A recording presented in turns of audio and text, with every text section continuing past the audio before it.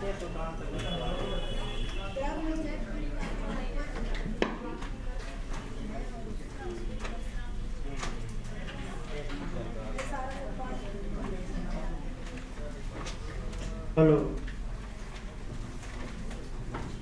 इतना अपमान कर लिखवाया गया है।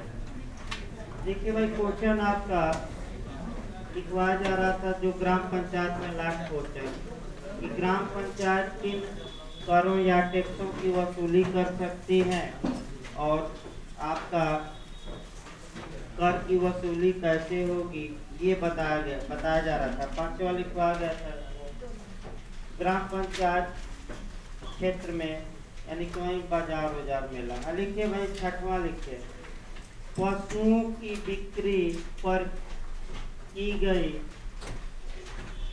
लिखिए पशुओं की बिक्री पर, ये छठवां पॉइंट है, पशुओं की बिक्री पर की गई, पशुओं की बिक्री पर की गई रजिस्ट्री, पशुओं की बिक्री पर की गई रजिस्ट्री जो ग्राम पंचायत के बाजार, जो ग्राम पंचायत के बाजार या भूमि पर, या भूमि पर बेचे गए हों,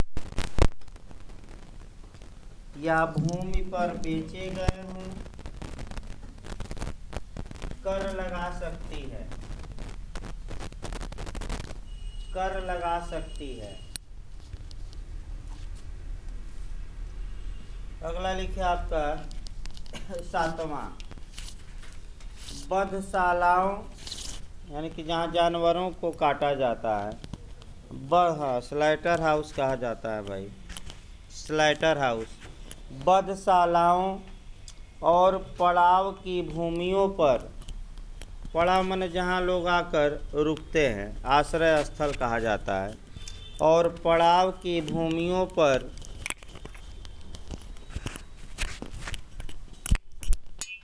शुल्क लगा सकती है, यानी कि फी, शुल्क लगा सकती है।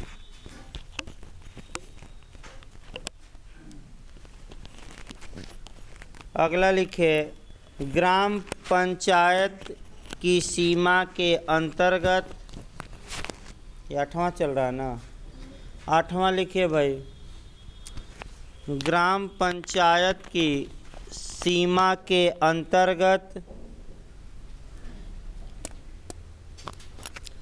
घरेलू उपयोग के जल,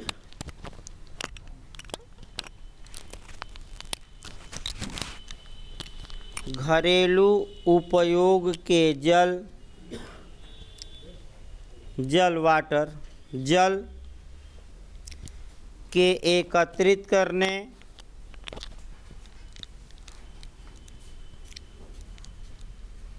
एकत्रित करने पर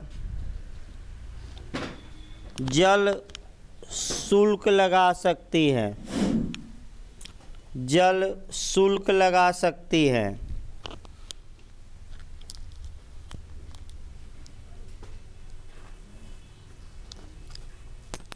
आगे लिखिए भाई आपका,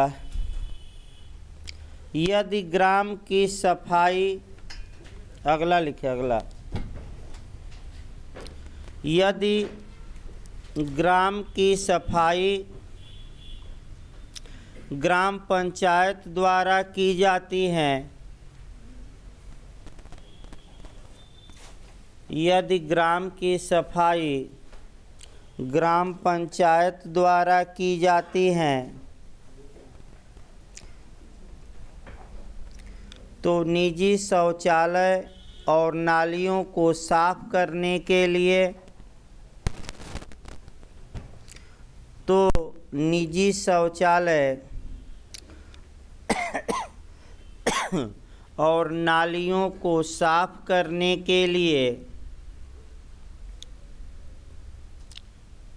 कर लगा सकती हैं, और नालियों को साफ करने के लिए कर लगा सकती हैं।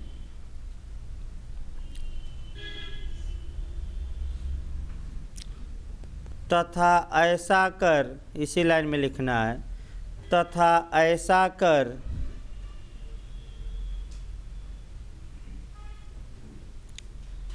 भवन स्वामियों और कब्जेधारियों द्वारा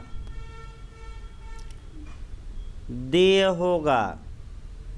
भवन स्वामियों और कब्जेधारियों द्वारा देय होगा।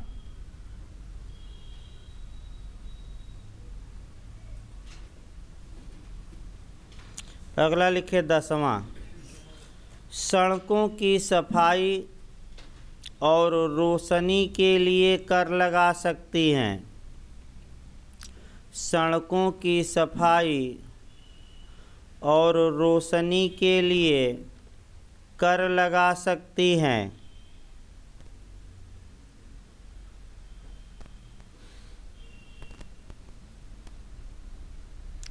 अगला लिखे 11वां, यदि ग्राम पंचायत द्वारा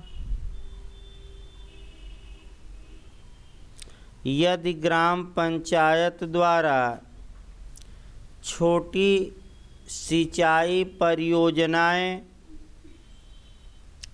यदि ग्राम पंचायत द्वारा छोटी सिंचाई परियोजनाएं संचालित की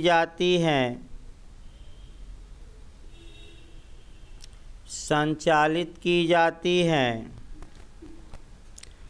तब इसके लाभार्थियों पर सिंचाई कर लगा सकती हैं, माने जो पानी लेगा नाली ओली से, तब इसके लाभार्थियों पर, लाभार्थी मतलब कि जो बेनिफिट उठाए, जो माने इनसे पानी ले, लाभार्थियों पर सिंचाई कर लगा सकती हैं। अगला लिखे 12वां कर, माने लास्ट, कोई ऐसा अन्य कर अधिरोपित कर सकती हैं। कोई ऐसा अन्य कर अधिरोपित कर सकती हैं जिसे अधिरोपित करने का अधिकार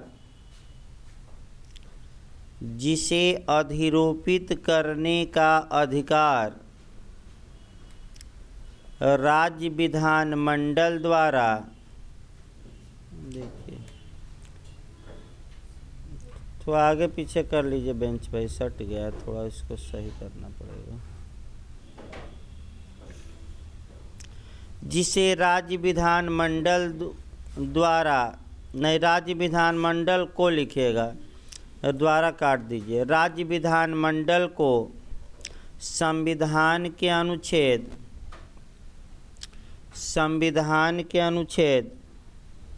277 यानी कि 277 277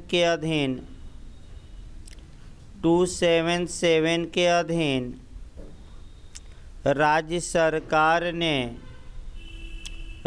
सरकार ने ग्राम पंचायत को अधिरोपित करने के लिए, माने लगाने के लिए, ग्राम पंचायत को अधिरोपित करने के लिए प्राधिकृत किया हो, यानी कि ऑथराइज किया हो, प्राधिकृत किया हो यानी कि ऑथराइज किया हो, राज्य सरकार ने दिया हो पावर, किसको? ग्राम पंचायत को। हेडिंग डालिए भैया आपका कौन कौन कर लगा सकती हैं, समाप्त हो गया। अब अगला हेडिंग डालिए आपका करों की वसूली, या ये भी कह सकते हैं ग्राम पंचायत द्वारा लगाए गए करों की वसूली। ग्राम पंचायत द्वारा लगाए गए टैक्स की वसूली, या शॉर्टकट में इसके ये भी कह सकते हैं करों की वसूली कैसे की जाएगी। लिख लीजिए, धारा 37B में दिया गया है। धारा 37B, कैपिटल बी लिखिएगा। लिखिए इसका भाई पैराग्राफ चेंज कर लीजिए।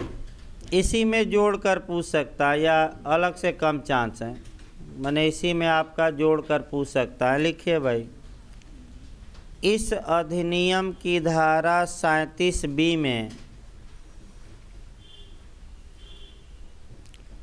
इस अधिनियम की धारा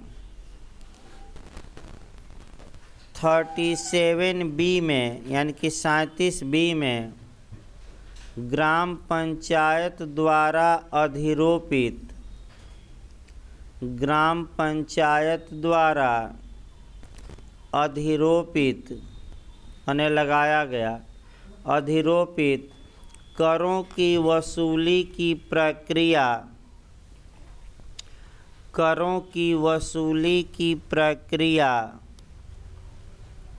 का उल्लेख किया गया है।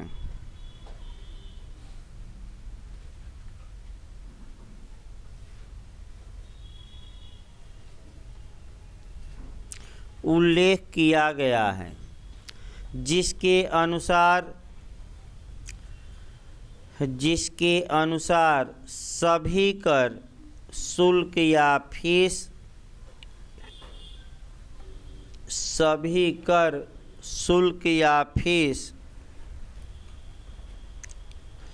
उसके देय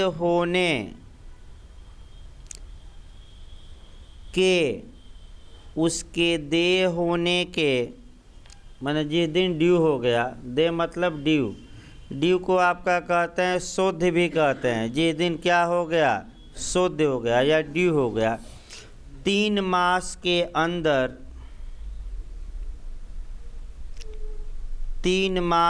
अंदर भुगतान करना होगा। 3 मास के अंदर भुगतान करना होगा। इसी लाइन में लिखिए, बकाया होने पर विहित प्राधिकारी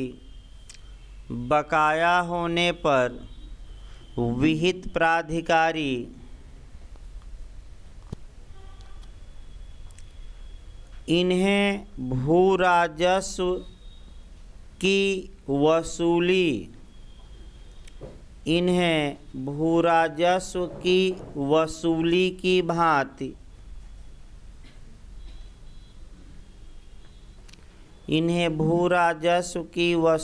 की भांति वसूल सकेगा। माने जैसे रेवेन्यू वसूला जाता है वैसे ही क्या वसूला जाएगा, आपका टैक्स भी वसूला जाएगा। आगे अब लिखिए भाई, आपका ये समाप्त हो गया ग्राम पंचायत। एक नया कानून शुरू किया जाए, उसके बारे में पहले बता दिया जाए, तब आपका और चीज़ें बताई जाए। देखिए भाई, जो आपका नया कानून शुरू किया जा रहा है, अलग कॉपी बना लीजिएगा भाई। इसका अलग माने कॉपी पर लिखना है या पेज पर ही लिख सकते हैं। जो आपका नया कानून शुरू किया जा रहा है, पहले उसका नाम जानिए और अभी लिखिए ना, उसके बारे में पहले समझने का प्रयास करिए। अभी लिखना नहीं है, लिखवाया जाएगा बाद में। पहले दिमाग में बैठाइए, ये कानून कहाँ कहाँ आपका काम करेगा पहले वो बता दिया जाए। UPJ मेंस में भी काम करेगा। UPHJS प्री और मेंस दोनों में बात न करिए भाई। UPHJS प्री और मेंस दोनों में काम करेगा। बिहार में भी आपका प्री और मेंस दोनों में काम करता है। प्री में कम से कम 5 क्वेश्चन बनता है और आपका MP में भी है। इस कानून का नाम है शॉर्टकट में SRA कहा जाता है। SRA का मतलब स्पेसिफिक रिलीफ एक्ट, यानी कि हिंदी में कहा जाता है विनिर्दिष्ट अनुतोष नियम या विनिर्दिष्ट राहत अधिनियम। कहीं कहीं राहत भी लिखा रहेगा, घबराना नहीं है। इंग्लिश में स्पेसिफिक रिलीफ एक्ट। इस कानून के बारे में आपका पहले दिमाग में बैठाना है कि इस कानून में हमें पढ़ना क्या है। और आपका लेकिन बिहार में भाई आपका 5 क्वेश्चन प्री में निश्चित आता है, सतर्क रहना है। यूपीएससी से लेकर एमपी हर एक जगह ये कानून है आपका, इसीलिए शुरू भी किया गया ताकि एक एक जो माइनर और लोकल हैं। अब आपका चूँकि इसी में थोड़ा लोग माने कोचिंग भाई सभी लोग कमज़ोर रहते हैं, क्योंकि आपका पढ़ते ही नहीं ज़्यादा, तो आपका एक सब्जेक्ट लगातार माइनर और अब लोकल ही चला जाएगा और एक आपका मेजर, ताकि जो कमजोरी है लोगों की वह थोड़ी बहुत वो भी आपका दूर करा जाए अच्छे से। देखिए आपका एसआरए या स्पेसिफिक रिलीफ एक्ट में पढ़ना क्या है। तो आपका एसआरए जब भी पढ़ा जाता है जर्मी बेंथम का कोटेशन देखा जाता है, और पहला ही क्वेश्चन आपका जो बताया जा रहा है वह यूपीजे के इंटरव्यू में पूछा गया कि एसआरए का मेन पर्पज क्या है, एसआरए का मुख्य उद्देश्य क्या है। तो मुख्य उद्देश्य यही है कि जो वस्तु जिसकी है उसे दे दी जाए। अब आइए एक पहले उदाहरण देखिए भाई, जो वस्तु जिसकी है उसे क्या की जाए, उस वस्तु को दे दिया जाए। ये कोटेशन आपका जर्मी बेंथम का है, तो इसको बताया जाएगा आपका जर्मी बेंथम का कोटेशन इत्यादि। लेकिन एक उदाहरण से आप दिमाग में बैठाइए कि विनिर्दिष्ट अनुतोष अधिनियम 1963 में हमें क्या पढ़ना है मुख्य रूप से। तो एक कॉन्ट्रैक्ट पहले बनाया जाता है, यानी कि सबसे पहले एक हम संविदा करा रहे हैं, उस संविदा को ब्रीच कराएंगे, भंग कराएंगे और उसमें अनुतोष बताया जाएगा। देखिए भाई आपका तब आपका डिटेल में शुरू होगा। देखिए ए ने, ध्यान से देखिए, ए ने बी से यह कॉन्ट्रैक्ट किया, यह संविदा किया कि हे ए, ये जो मेरा मकान है मैं तुम्हें 5 लाख रुपया में बेचूंगा, यानी कि सेल करूंगा, बेचूंगा कितने में, 5 लाख। फिर एक बार देखिए ए ने बी से यह कॉन्ट्रैक्ट या संविदा की कि हे बी, मैं अपना मकान तुम्हें 5 लाख रुपया में बेचूंगा। सब कुछ सही था, संविदा सही थी, कोई मने यानी कि सभी शर्तों की इसमें क्या हो गई थी, पूर्ति। बाद में ए जो था वह अपना मकान बेचने से इनकार कर दिया। तो पीड़ित कौन हुआ या आहत कौन हुआ या पीड़ित कौन हुआ या क्षुब्ध पर्सन कौन हुआ, यानी कि कौन क्षोभित हुआ, कौन पीड़ित हुआ, कौन इस वचन के भंग पर आहत हुआ। अगर आपसे कोई पूछे तो इस उदाहरण में आहत कौन हुआ, बी। चूँकि बी जब ए से करार किया था तो बी अपने मन में अब ये कल्पना कर लिया था कि अब ये मकान हमें क्या होगा, मिल ही जाएगा। ये कल्पना कर लिया था, विचार कर लिया था। अब चूँकि ए ने अपना वादा या वचन या प्रामिज निभाने से इनकार कर दिया, तो कानून ये कहता है कि जो क्षुब्ध पक्षकार हैं, अर्थात इस उदाहरण में भी कोर्ट का दरवाज़ा खटखटा सकता है और कह सकता है कि हजूर ए ने अपना वादा नहीं निभाया, अतः ए को अपना वादा निभवाने का आदेश दीजिए। अर्थात ए को ये न्यायालय आदेश दे कि वह हमें यह मकान बेचे। यानी कि इसका मतलब ये हुआ कि जिस विषय को लेकर करार किया गया था वही विषय एसआरए के तहत दिलवाया जाता है। इसी को संविदा का हम क्या कहते हैं, विशिष्ट पालन। यानी कि जब न्यायालय यह आदेश देगा कि ए बी को यह मकान बेचे, तो इसी को हम कहेंगे कि ये संविदा का विशिष्ट पालन, यानी कि जिस बात के लिए कॉन्ट्रैक्ट हुआ था वह चीज़ दूसरे पक्षकार को क्या किया जाए, दिलवाया जाए। यानी कि जो वस्तु जिसकी है वह उसे दे दी जाए। तो चूँकि ए ने बी को वादा किया था क्या देने का, मकान, अतः ए सारे कहता है कि ये मकान किसको दिलवाया जाएगा, बी को। अब कैसे दिलवाया जाएगा, क्या प्रक्रिया रहेगी, वो तो अलग बताया जाएगा, अभी कानून शुरू होगा तो। यानी कि आपका जर्मी बेंथम का कोटेशन भी महत्वपूर्ण है कि जो वस्तु जिसकी है उसे दे दी जाए, यानी कि बी को ये मकान दे दिया जाए। तो देखिए संविदा का नेचर पहले देख लिया जाए, क्योंकि संविदा नियम से ही जुड़ा है ये कानून। संविदा का नेचर मैं बताया भी था और आपका फिर बता दूं, संविदा दो प्रकार की होती हैं। एक ऐसी संविदा जो व्यक्तिगत अर्हता पर आधारित होती है, पर्सनल क्वालिटी पर आधारित होती है, और ऐसी संविदाओं का विशिष्ट पालन नहीं कराया जाता तो केवल क्या दिलवाया जाता है, प्रतिकर। तो 4-5 उदाहरण देखिए, और बिहार आयोग ने यही उदाहरण बनाता है। ए बी से विवाह की संविदा करता है, ये आपका बिहार का ही क्वेश्चन है।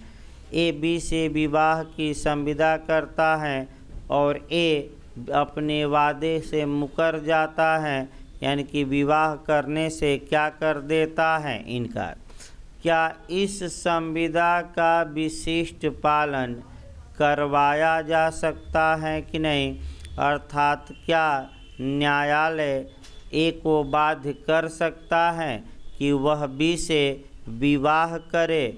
तो ऐसी दशा में नहीं कर सकता, क्योंकि ये जो संविदाएं हैं ये पर्सनल क्वालिटी या व्यक्तिगत योग्यता पर आधारित हैं, और व्यक्तिगत योग्यता पर आधारित संविदाओं का विशिष्ट पालन नहीं कराया जाता। अगर न्यायालय ज़बरदस्ती विवाह करा दे तो पहले दिन से ही क्या हो जाएगा, लात मुक्का और गाली गलौज चलना शुरू हो जाएगा। तो सबसे अच्छा उपाय है कि क्या दे बी को, यानी कि जो क्षुब्ध हुआ है उसे क्या दिलवा दे, मुआवजा। दूसरा उदाहरण देखिए भाई, ए बी से वादा करता है कि हे बी, मैं तुम्हारे विवाह में गाना गाऊंगा, और तब तक ए का गला खराब हो जाता है। तो कॉन्ट्रैक्ट में भी बताया गया था पश्चातवर्ती असंभवता, सब्सिक्वेंट इम्पॉसिबिलिटी या डॉक्ट्रिन ऑफ फ्रस्ट्रेशन। इस बार भी बिहार जे में एक क्वेश्चन आया था। यानी कि चूँकि गाना गाने की संविदा व्यक्तिगत अर्हता पर आधारित है, अतः इसका भी विशिष्ट पालन नहीं कराया जा सकता। जैसे किताब लिखना, पेंट बनाना, अभिनय करना, आपका गाना गाना, डांस करना, विवाह करना, तो बिहार ज़्यादातर विवाह पर बनाता है। तो आप मारेंगे कि इसका विशिष्ट पालन नहीं कराया जा सकता, तो केवल क्या वसूला जा सकता है, आपका प्रतिकर या कंपनसेशन। अब एक संविदा भंग कराई जाए और संविदा भंग पर जितने रेमडी हैं उनको बताया जाए, और तब ये सारे उसी में समाहित होगा। देखिए ये जो कानून है आपका बता दिया जाए, आपका पूछा भी जाता है। ये कानून भारतीय संविदा अधिनियम 1872 का ही एक पार्ट है, एक अंग है या भाग है।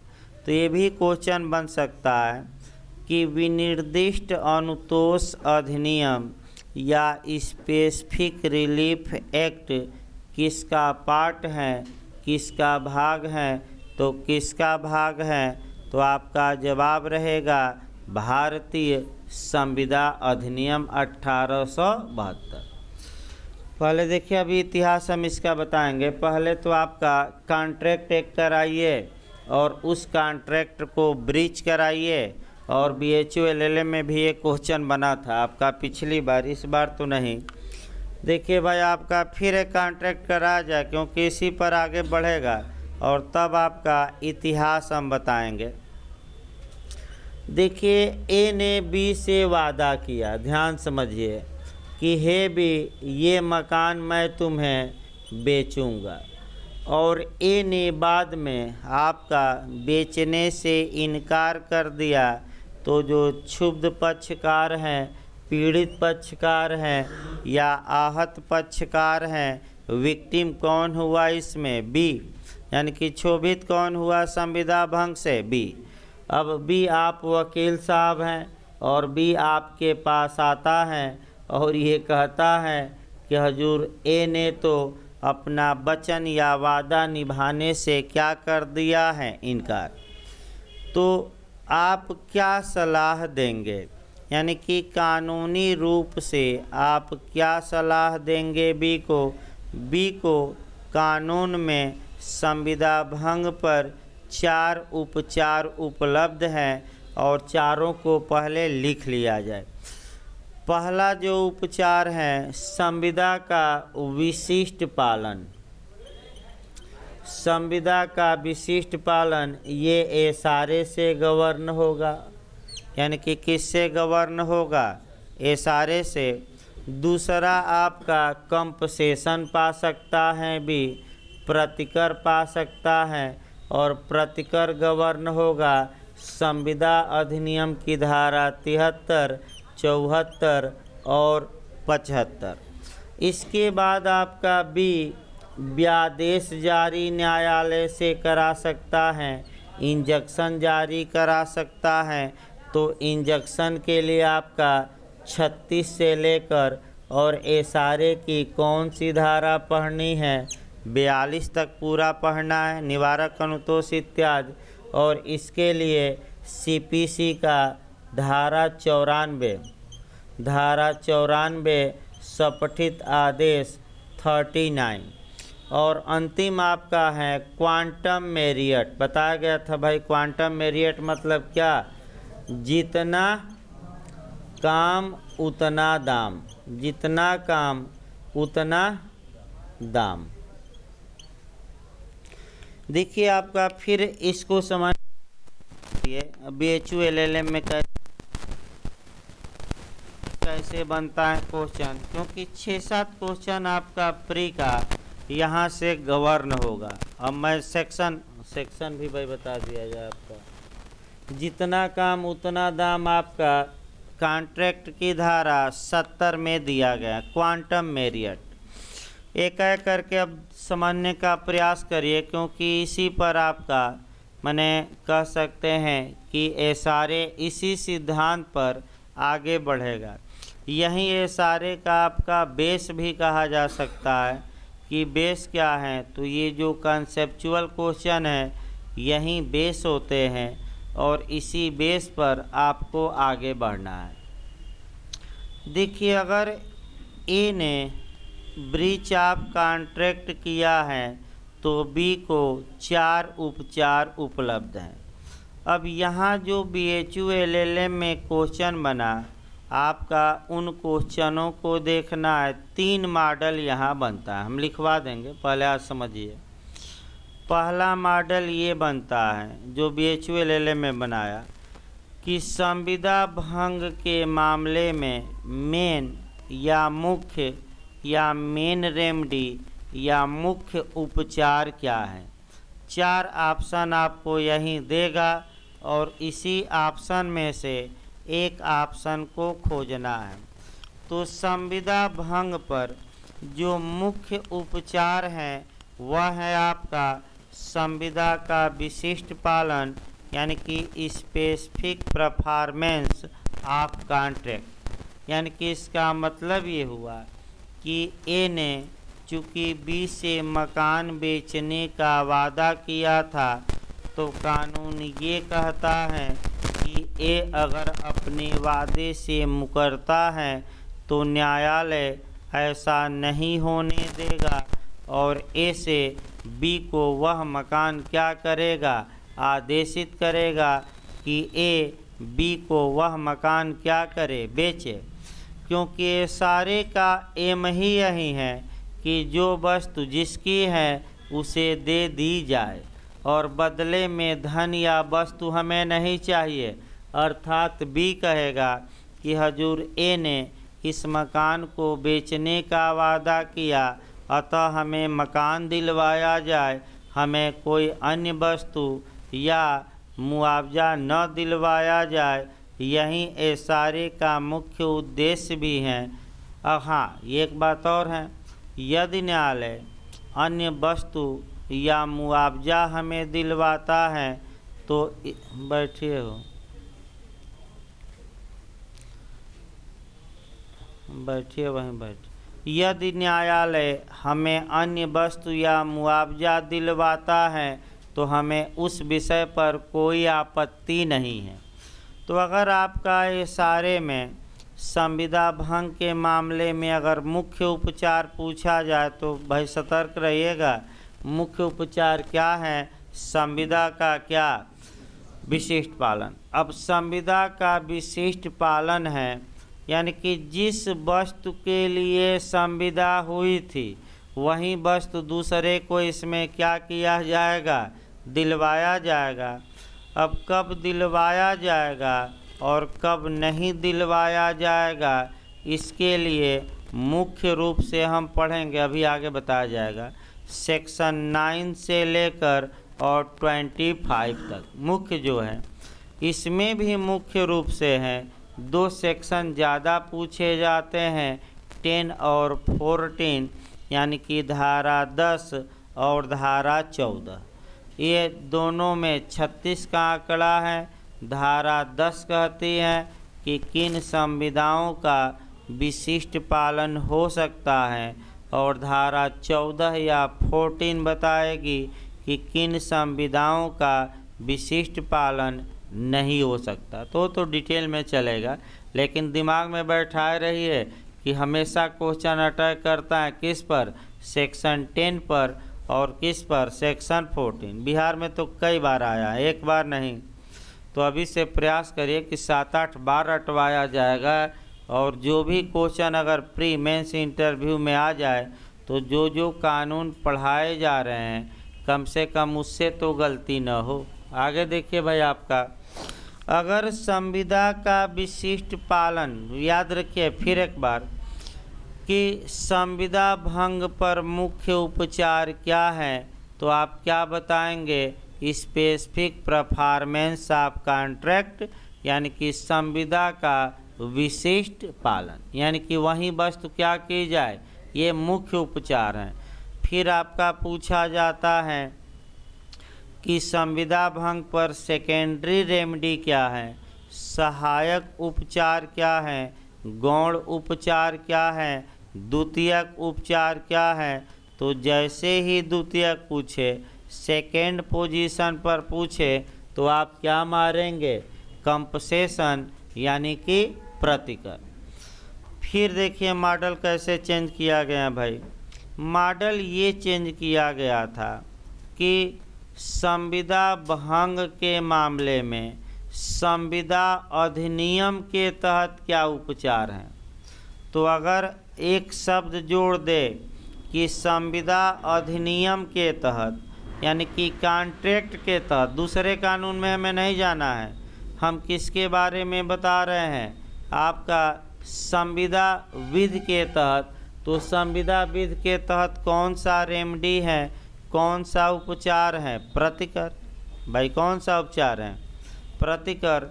लेकिन ये पूछे कि संविदा भंग में कौन उपचार है, मुख्य, तो आप क्या मारेंगे, विशिष्ट पालन। और संविदा भंग में सेकेंडरी उपचार क्या है, प्रतिकर, कंपसेशन। लेकिन शब्द घुमा दे कि संविदा भंग के मामले में संविदा अधिनियम के तहत क्या उपचार हैं, तो ये सारे नहीं पूछ रहा है, वो क्या पूछ रहा है आपका, कॉन्ट्रैक्ट में ही। तो कॉन्ट्रैक्ट में क्या वसूला जाता है, कंपसेशन। और इसके लिए कितनी धाराएं, 3। देखिए तीनों धाराओं को हल्का हल्का बता दिया जाए।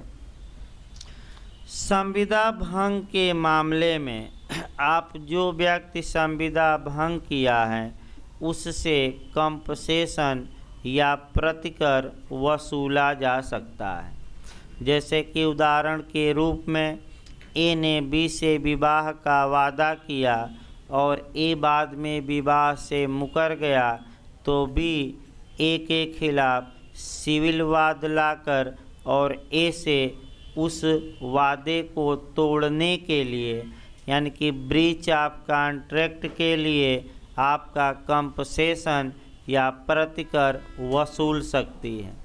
तो प्रतिकर के लिए 3 सेक्शन है, कौन कौन? 73, 74 संविदा नियम का और 75, ये तीनों समझना शुरुआती दौर में। 73 अनलिक्विडेटेड कंपसेशन या अपरिनिर्धारित प्रतिकर की बात करते हैं। यूपीजे में आ चुका है भाई, सतर्क रहना है। अपरिनिर्धारित प्रतिकर या अनलिक्विडेटेड कंपसेशन ये होता क्या है, अब समझिए। विवाह वाले पर ही देखा जाए। ए ने बी से विवाह की संविदा की और ए ने यह संविदा तोड़ दिया और बी गई न्यायालय में और किसकी मांग की कि ए ने अपना वचन नहीं निभाया है, अतः हमें प्रतिकर ए से दिलवाया जाए। तो देखिए, अगर पक्षकारों ने पहले से ही प्रतिकर का निर्धारण नहीं किया है संविदा में, तब कॉन्ट्रैक्ट की धारा 73 लागू होगी और न्यायालय बी को कंपसेशन दिलवाएगा।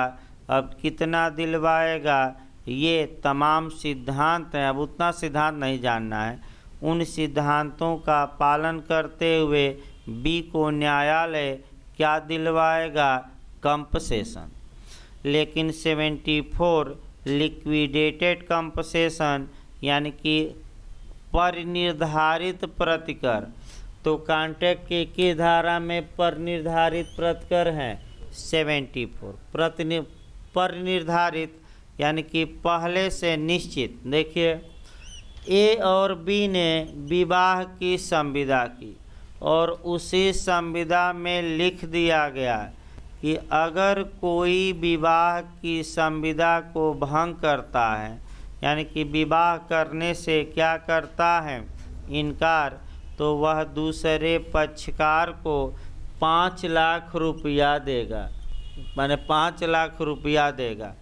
इसका मतलब ये हुआ कि ए और बी ने संविदा की है विवाह की और उसी संविदा में ये स्पष्ट रूप से लिख भी दिया है कि संविदा भंग करने पर दूसरा पक्षकार पहले को कितना मुआवजा देगा, माने कितना कंपसेशन देगा। तो इसी को एक लाइन में लिक्विडेटेड कंपसेशन कहते हैं, पर निर्धारित प्रतिकर कहते हैं।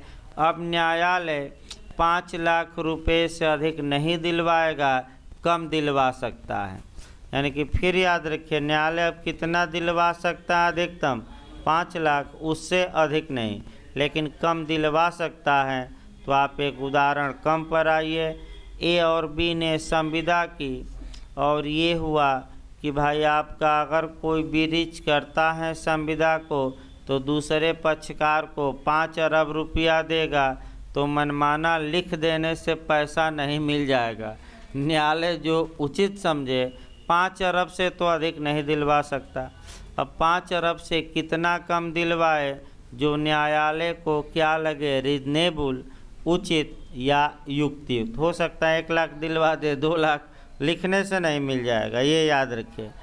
अगर पहले से लिख दिया गया है तो इसको हम क्या कहते हैं, लिक्विडेटेड कंपसेशन या पर निर्धारित प्रतिकर, याद रखिए। फिर एक बार उदाहरण देखिए इसमें। ए और बी ने आपस में विवाह की संविदा की थी और उसी संविदा में ये लिख दिया था कि अगर ए या बी विवाह के वचन को क्या करेंगे, ब्रीच करेंगे, भंग करेंगे, तो वह दूसरे पक्षकार को क्या देंगे, कंपसेशन। और कितना, 5 लाख।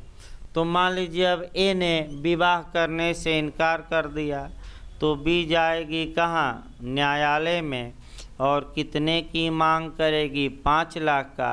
अब ये पहले से निर्धारित है कि नहीं प्रतिकर, तो कितना है, 5 लाख। तो न्यायालय 5 लाख से अनधिक, अनधिक का मतलब मैं बार बार बता रहा हूँ, अनधिक मतलब क्या, अधिक नहीं, जो युक्त युक्त हो, युक्त युक्त मतलब जो उचित प्रतिकर हो, दिलवा सकता है। 1 लाख दिलवा दे, 2 लाख दिलवा दे, 3 लाख, लेकिन अधिकतम कितना दिलवा सकता है, 5 लाख। इस कंपनसेशन को हम क्या कहेंगे, अपर निर्धारित के पर निर्धारित। भाई पर निर्धारित का मतलब पहले से निर्धारित, और अपर निर्धारित का मतलब कि जो पहले से निर्धारित। तो बताइए पहले से निर्धारित है कि नहीं, तो क्या कहलाएगा, पर निर्धारित या लिक्विडेटेड। और किस सेक्शन में जाएगा, 74। अभी भूमिका बंध रही है सारे की। अब आइए संविदा भंग पर एक और विकल्प है आपका 75। पूछा भी जाता है, समस्याएं पूछी जाती हैं। आपका अधिकार पूर्वक संविदा को भंग करने वाले पक्षकार द्वारा कंपनसेशन, यानी कि अधिकार पूर्वक, हक पूर्वक अगर कोई पक्षकार कॉन्ट्रैक्ट को ब्रीच करता है तो वह उसके लिए क्या वसूल सकता है, मुआवजा। देखिए भाई आपका एक उदाहरण देखिए इसमें। ए ने बी से वादा किया कि हे बी तुम मेरा एक चित्र बनाओ, क्या बनाओ, मैप, मेरा मने चित्र बनाओ, और इसके लिए मैं तुम्हें 1 लाख रुपया दूंगा। जब बी ए का आधा चित्र बना दिया था तो ए मना कर दिया कि अब मेरा चित्र न बनाओ। अब ऐसी दशा में बी भी अपनी ओर से अधिकार पूर्वक संविदा का क्या करेगा, भंग करेगा, और जितना काम किया है, यानी कि आधा चित्र बनाया था, तो उस आधे चित्र का पैसा किससे वसूल लेगा, ए से। फिर एक बार उदाहरण देखिए। ए ने बी से वादा किया कि हे बी तुम मेरे लिए एक पुस्तक लिखो, पुस्तक लिखवा दिया जाए। और जब बी आधा पुस्तक लिख चुका था तो ए का काम किया कि ए ने और पुस्तक लिखने से मना कर दिया, यानी कि ये कहा कि अब हमें पुस्तक की आवश्यकता नहीं है। तो बी भी अब अपनी ओर से पुस्तक लिखना क्या कर दे, बंद कर दे, और बंद करके जितना काम उतना दाम। तो कितना काम किया था, कितनी पुस्तक लिखा था, आधा, तो आधा का पैसा किससे वसूल लेगा, ए से। ये किस सेक्शन में जाएगा, कॉन्ट्रैक्ट का 75। यानी कि संविदा भंग पर पहला उपचार हो गया, संविदा का विशिष्ट पालन। दूसरा रेमेडी हमने बताया क्या, प्रतिकर बताया, कंपनसेशन। कंपनसेशन कहाँ से गवर्न होगा, संविदा अधिनियम से ही।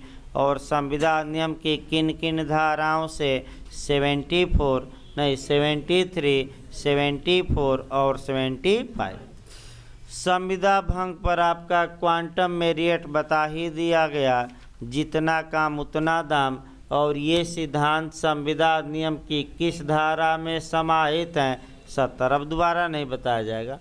एक केवल आपका बचा है, और वह आपका जो बचा है इंजक्शन। खूब यहाँ से भी आपका प्री और मेंस में, बिहार में भी 1-2 क्वेश्चन आया था इस बार।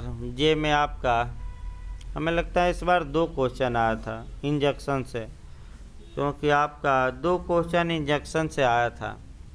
देखिए इंजक्शन भी, इंजक्शन माने व्यादेश। व्यादेश का मतलब हुआ एक प्रकार का आदेश, अर्थात न्यायालय किसी कार्य को करने या न करने का जब आदेश देता है तो उसी को हम व्यादेश कहते हैं। तो भाई याद रखिए एक लाइन में कि व्यादेश का मतलब क्या, तो न्यायालय द्वारा दिया गया एक प्रकार का आदेश जिसके तहत न्यायालय किसी कार्य को करने या न करने का क्या देता है, आदेश। व्यादेश समय की दृष्टि से आपका दो प्रकार का हो सकता है, टेम्पररी यानी कि अस्थाई और परपिचुअल यानी कि अस्थाई या शाश्वत। तो देखिए इसी उदाहरण में चूँकि मकान बेचने का उदाहरण हमने उठाया था तो इसी पर चला जाए। ए बी से वादा करार किया है कि हे बी हम अपना मकान बेचेंगे, और ए ने अपने वचन को पालन से क्या कर दिया, इनकार, डिनाई। बी कोर्ट में गया तो बी आपका देखिए क्या मांग कर सकता है भाई, हजूर ए को, चूँकि ए ने हमें अपना मकान बेचने का वादा किया था, अतः ए कहीं ये मकान दूसरे को न बेच दे, आप इंजक्शन जारी करिए, व्यादेश जारी करिए, आदेश जारी करिए और ए द्वारा दूसरे को मकान बेचने पर क्या लगा दीजिए, रोक।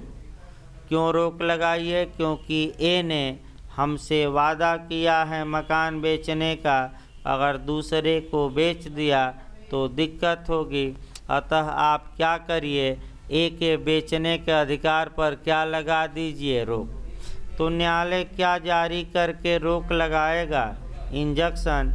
और यही इंजक्शन आपको डिटेल में पढ़ना है, पूरा आपका 36 से लेकर सेक्शन 36 से लेकर 42 तक काफ़ी पढ़ना है।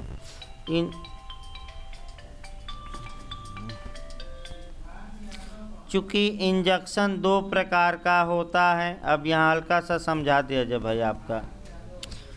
देखिए इंजक्शन चूँकि आपका एक अस्थाई होता है और दूसरा अस्थाई, तो यहाँ भी आपका दोनों प्रकार एक साथ पढ़ाया जाएगा आगे। और वह आपका ये जो अस्थाई या टेम्पररी चलेगा ये सीपीसी से गवर्न होगा, और सीपीसी की धारा 94 और आदेश 39 ये आपको पढ़ना है।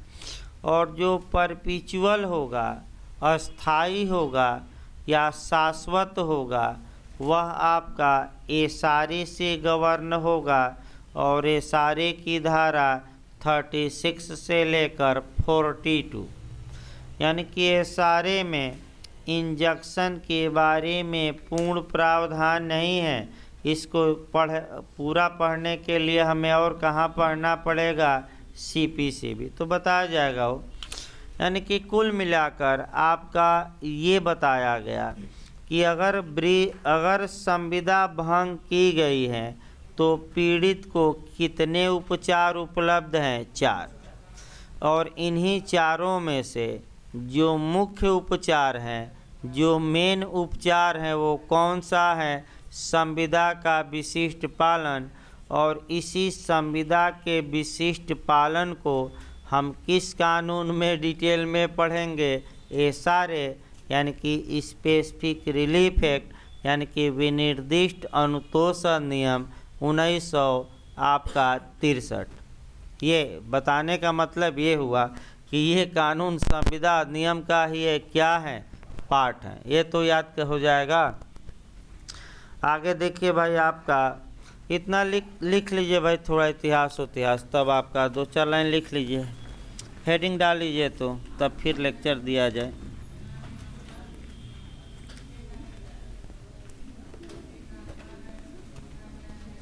हेडिंग कानून का पहले नाम डालिए, विनिर्दिष्ट अनुतोष अधिनियम। हेडिंग डाले ना, विनिर्दिष्ट अनुतोष अधिनियम 1963।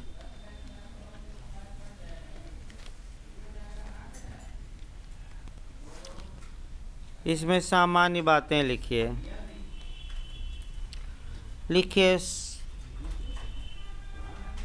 यह अधिनियम सामान्य बातें लिखिए तब और बताया जाए। यह अधिनियम संविदा अधिनियम का भाग है। यह अधिनियम संविदा अधिनियम का भाग है।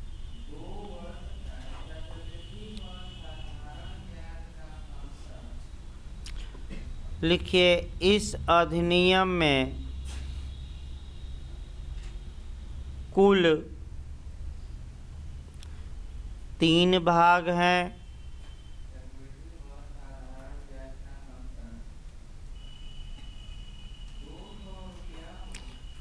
8 अध्याय हैं तथा 42 धाराएं हैं।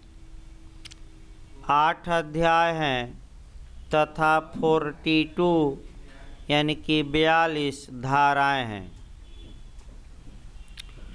लिखिए इसका निर्माण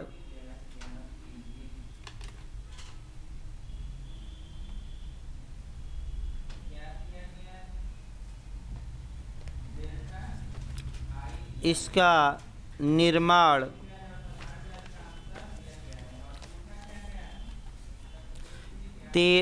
13 दिसंबर 1963 को हुआ। 13 दिसंबर, सही है ना? एक बार देखना, ठीक है भाई।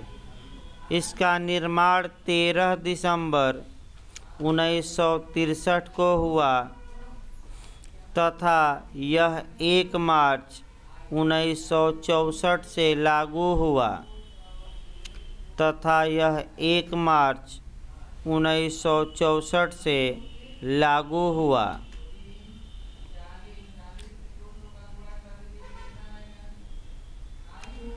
लिखिए भारत में सर्वप्रथम, पैराग्राफ चेंज कर लीजिए। भारत में सर्वप्रथम 1877 में 1877 यानी कि 1877 ईस्वी में एसारे बनाया गया। शॉर्टकट में ही अब लिखवाया जाएगा एसारे, पूरा नाम न लिखिए। अब एसारे बनाया गया। तत्पश्चात 1963 ईस्वी में इसकी दूसरी बार रचना की गई।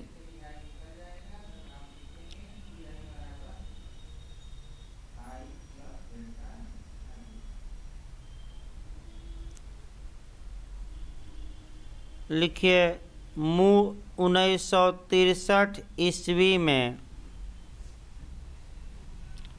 1963 ईस्वी में बने एसारे में कुल 44 धाराएं थी। कुल 44 धाराएं थी, लेकिन धारा 43 और 44 को, माने लास्ट की 2 धाराओं को, लेकिन सेक्शन 43 और 44 को निरसित कर दिया गया है, यानी कि रिपील कर दिया गया है।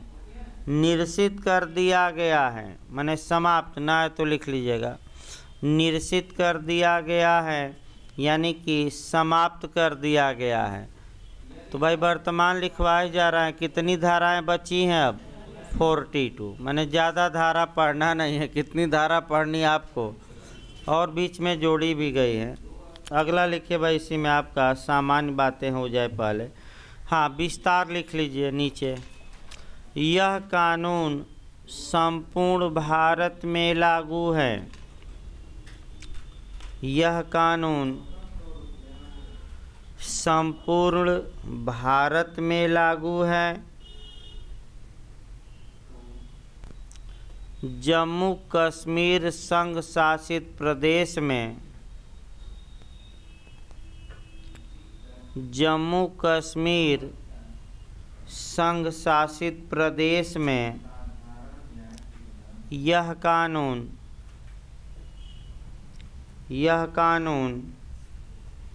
31 अक्टूबर 2019 से लागू किया गया।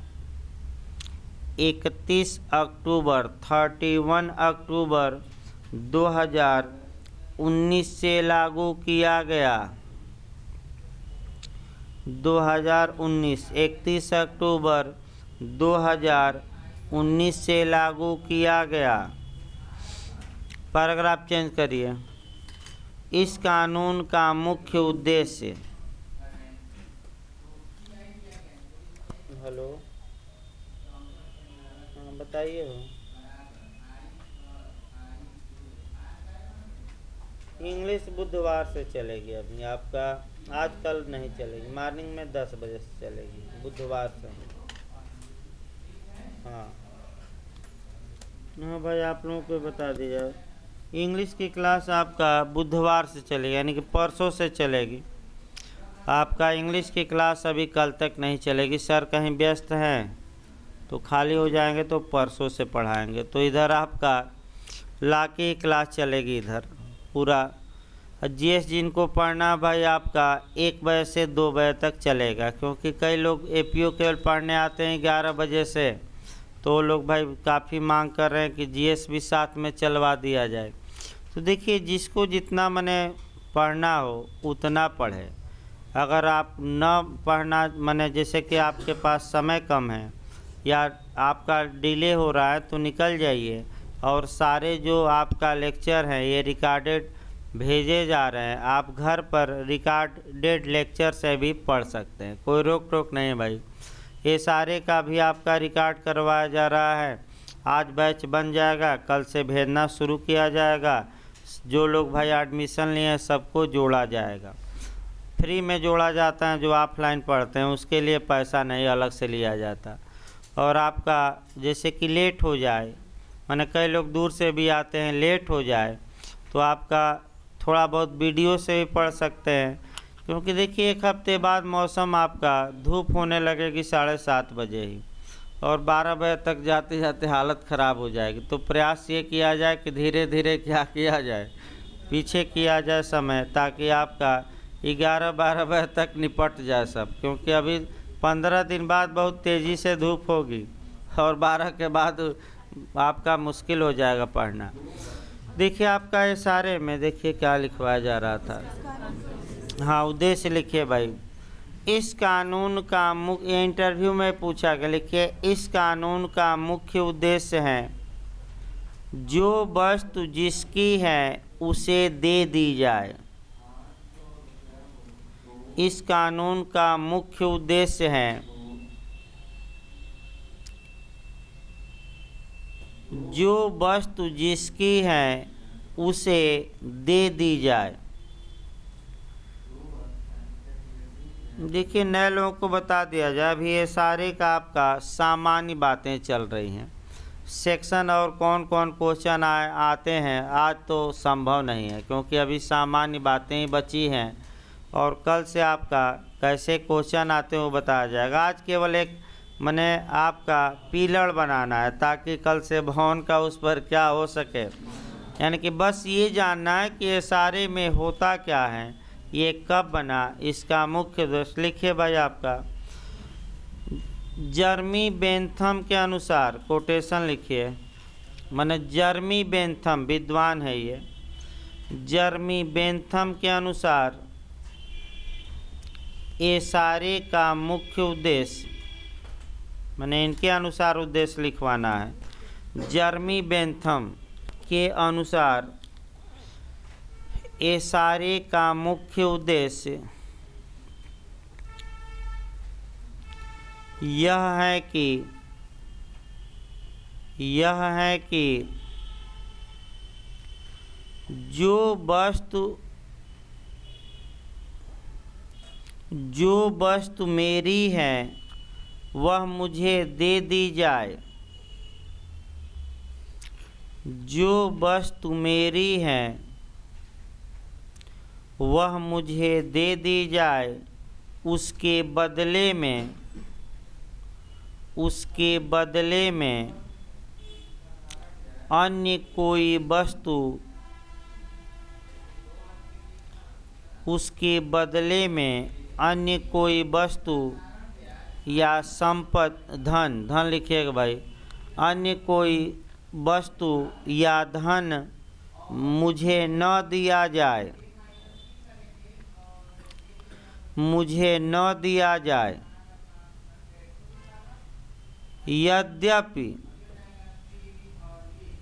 यद्यपि इसमें मुझे कोई आपत्ति नहीं है, यद्यपि इसमें मुझे कोई आपत्ति नहीं है। फिर उदाहरण वही मकान वाला देखिए। ए ने बी को मकान बेचने का वादा किया और ए मुकर गया, तो जर्मी बेंथम कहते हैं कि बी ने खरीदना चाहता था, तो जो वस्तु मेरी है वह मुझे दी जाए, यानी कि बी मांग करेगा कि हजूर ए को बाध्य किया जाए कि वह बी को मकान बेचे। हाँ, बदले में, मकान के बदले में मुझे दूसरी चीज़ या धन न दिलवाया जाए। यद्यपि यदि न्यायालय मुझे मकान के बदले दूसरी चीज़ या धन भी दिलवाता है तो मुझे कोई आपत्ति नहीं है, लेकिन सबसे पहली वरीयता न्यायालय क्या करे, मुझे मकान ही दिलवाए, यही ये सारे में चलेगा। अब आगे देखिए भाई, आपका इतिहास बताया गया उसको भी बता दिया जाए, तब संविदा भंग इत्यादि पर देखा जाए। जहाँ तक एसारे के इतिहास की बातें भी लिखवाया गया, भारत में एसारे का निर्माण सर्वप्रथम 1877 में हुआ, फिर आपका 1963 में हुआ। इसमें 3 भाग हैं, 8 अध्याय हैं, मूल रूप से 44 धाराएं थी, लेकिन वर्तमान में कितनी हैं, 42 ही सेक्शन है। और इसका निर्माण आपको समझना है। निर्माण का मतलब कि जिस तारीख को भारत के राष्ट्रपति ने ये सारे विधेयक पर अपनी एसेंट प्रदान की, अनुमति प्रदान की, वह तारीख कौन सी है, तो दाहिने बगल बेयर एक्ट में पहले ही पेज पर लिखी गई है। कौन सी है निर्माण की तिथि? 13 दिसंबर 1963। तो तुरंत संविधान भी जोड़ लेना चाहिए। संविधान के निर्माण की तिथि क्या है, कब संविधान बनकर तैयार हो गया? 26 नवंबर 1949। अब कब ये सारे लागू हुआ, ये भी पूछा जाता है बहुत ज़्यादा। 1 मार्च 1964, यानी कि विनिर्दिष्ट अनुतोष अधिनियम का प्रवर्तन तिथि, प्रारंभ की तिथि, लागू होने की तिथि, आरंभ की तिथि, कब बिगनिंग इसकी हुई, कब इसे लागू कर दिया गया, तो ये सारे कब लागू किया गया, रट कर जाइएगा, 1 मार्च 1964। तो संविधान पूरी तरह कब लागू किया गया? 26 जनवरी 1950। दोनों को रिलेट करते रहे। अब आइए, आपका इसका इतिहास हमें देखना है। संपूर्ण भारत पर लागू है, ये भी हो गया। अब आइए दूसरे एंगल से चलिए, ये सारे का इतिहास से हमें चलना है, और ये इतिहास भी काफ़ी महत्वपूर्ण है। ये जो इतिहास बताया जाता है, ये आपका बेस ये भी तैयार करता है। ध्यान से इसको समझिए। देखिए, इंग्लैंड में आपका जो ये सारे हैं, ये इंग्लैंड के इक्विटी कोर्ट की देन है। यानी कि इंग्लैंड के जो साम्य न्यायालय थे, इक्विटी कोर्ट थे, उन्होंने ही ये सारे की उत्पत्ति की। ऐसा क्वेश्चन भी आजकल बन रहा है। बिहार में आपका बना था स्टापेल या विबंध या मुकरने से रोकना। तो स्टापेल किस आपका पूछा गया था, किसका नियम है, स्टापेल की उत्पत्ति किसने की? तो ये सही बात है कि इक्विटी कोर्टों ने की, यानी कि किसने किया? साम्य न्यायालय। ये सही बात है कि किसने किया था, साम्य न्यायालय। पहले साम्य के बारे में 2-4 लाइन जानिए और तब आपका इतिहास से बताया जाए। देखिए भाई, आपका बताया भी गया था, जब हम सर हेनरी मेन का आपका 7 चरण बता रहे थे, तो आपका 2-3 दिन पहले ही जूरिस्प्रूडेंस में इक्विटी के बारे में बताया गया था। मिथक के बाद इक्विटी बताई गई थी।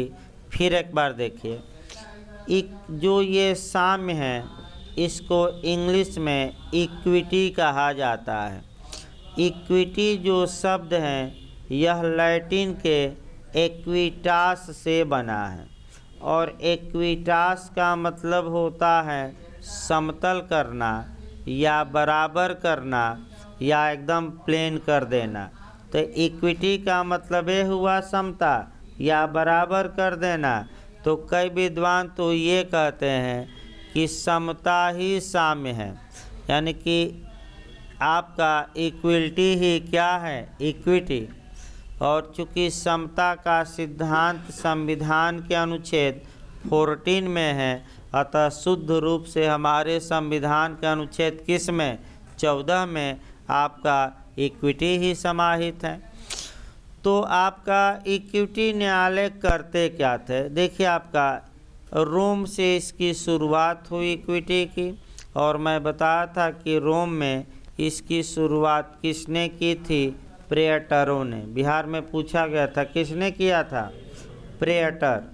और जो ये इसके बाद ये इंग्लैंड में पहुंची।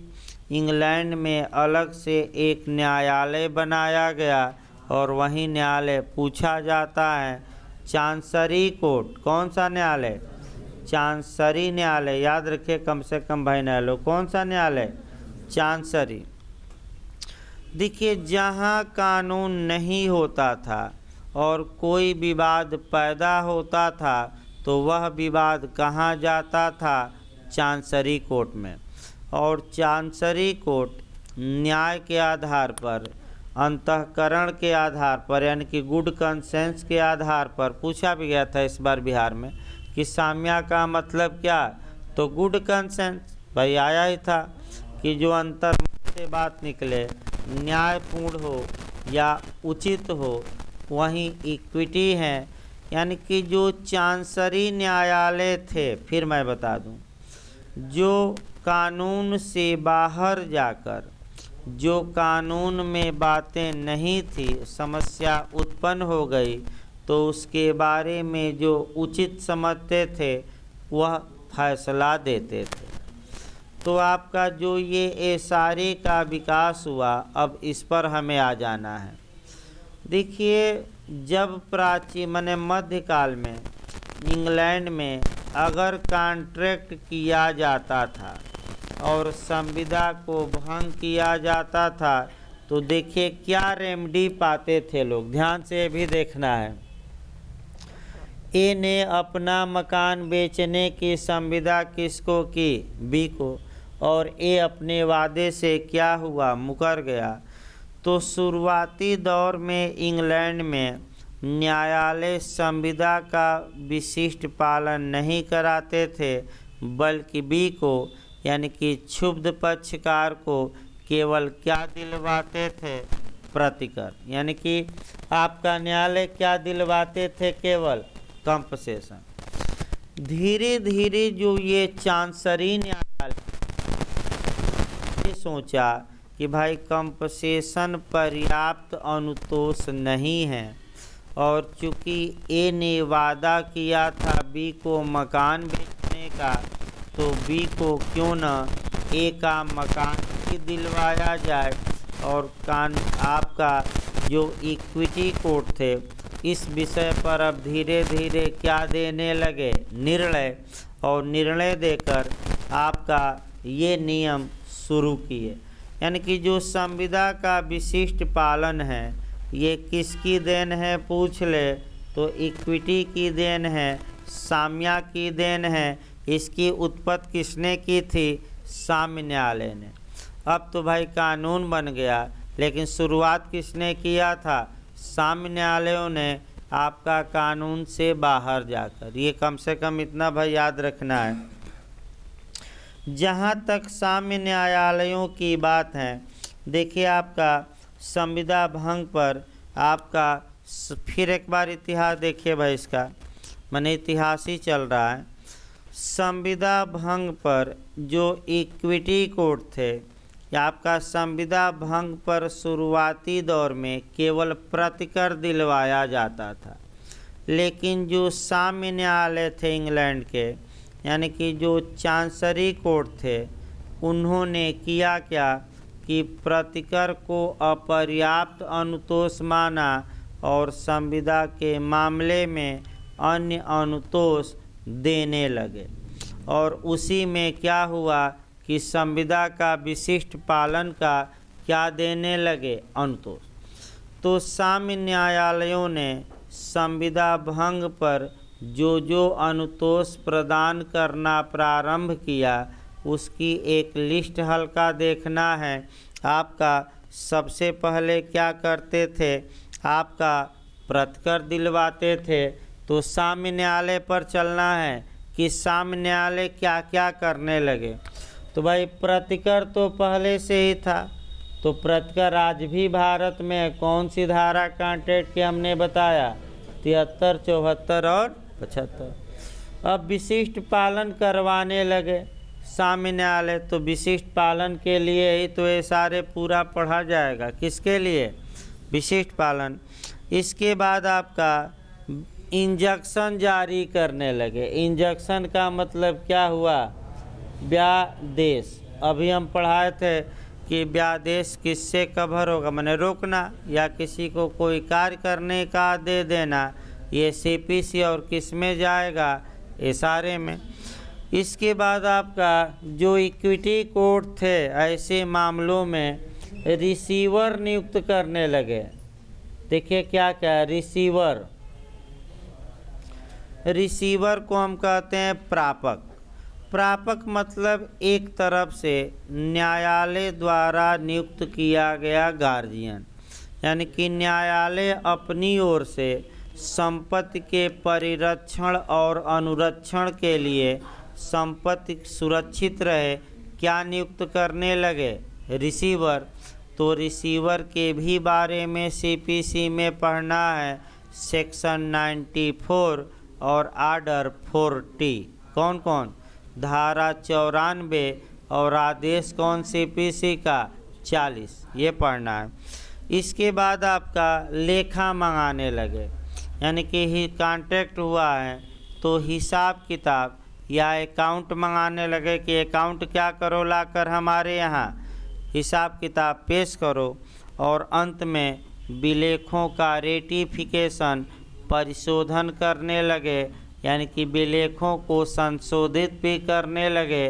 तो यानी कि कुल मिलाकर आपका इक्विटी कोर्टों ने संविदा भंग पर आपका गुड कंसेंस के आधार पर, गुड कंसेंस के आधार पर, साम्य के आधार पर पीड़ित को तमाम उपचार किसने प्रदान किया, आपका इक्विटी कोर्ट ने। और उन्हीं उपचारों में से कुछ उपचारों को हमें कहाँ पढ़ना है, सबको नहीं, क्योंकि सभी कवर नहीं होगा, रिसीवर नहीं कवर होगा, प्रतिकर नहीं कवर होगा।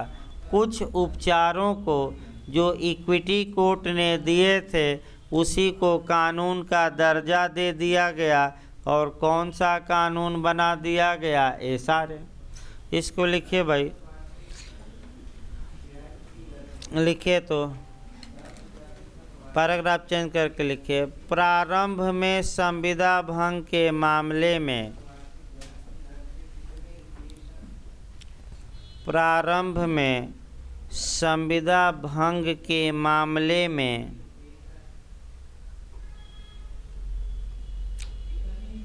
धन रूपी प्रतिकर दिलवाया जाता था। धन रूपी प्रतिकर माने केवल धन दिलवाया जाता था, धन रूपी प्रतिकर दिलवाया जाता था। लेकिन इंग्लैंड के साम्य न्यायालयों ने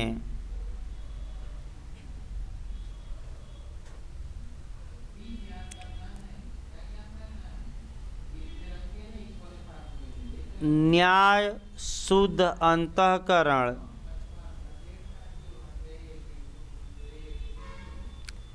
न्याय शुद्ध अंतःकरण तथा साम्य के आधार पर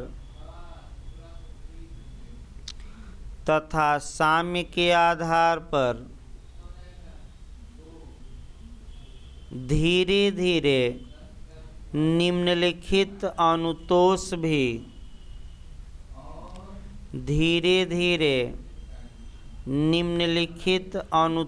भी संविदा भंग के मामले में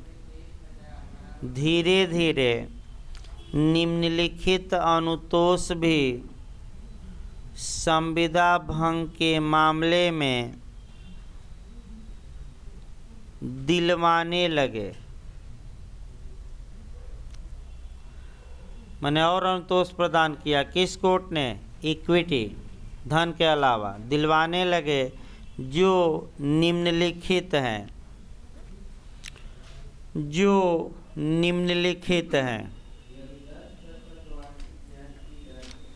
लिखिए, फर्स्ट सेकंड करके लिख लीजिएगा। फर्स्ट लिखिए, संविदा का विशिष्ट पालन, स्पेसिफिक परफॉर्मेंस ऑफ कॉन्ट्रैक्ट।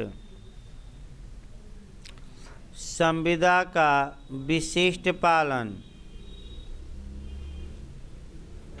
यानी कि बता ही जाएगा आपका डिटेल में, तो यही बताना है। सेकंड लिखिए, व्यादेश, इंजेक्शन। सेकंड लिखिए भाई, व्यादेश भी हमें डिटेल में पढ़ना है। तीसरा लिखिए, रिसीवर की नियुक्ति, हिंदी में प्रापक कहा जाता है। रिसीवर की नियुक्ति या प्रापक की नियुक्ति। अगला लिखिए, लेखा या अकाउंट कहा जाता है। लेखा हिसाब किताब, लेखा मंगाने लगे। अकाउंट का प्रस्तुतिकरण तो लिख सकते हैं, अकाउंट पर्याप्त है। और अंतिम लिखिए, रेटिफिकेशन ऑफ डेट्स यानी कि विलेखों का परिशोधन। विलेखों का परिशोधन का मतलब ये हुआ कि आपका विलेखों में सुधार करना। गलती हो गई तो कब सुधार किया जाएगा, कब नहीं, ये भी आपको भाई डिटेल में हमें पढ़ना है कि कब सुधार किया जाएगा और कब नहीं।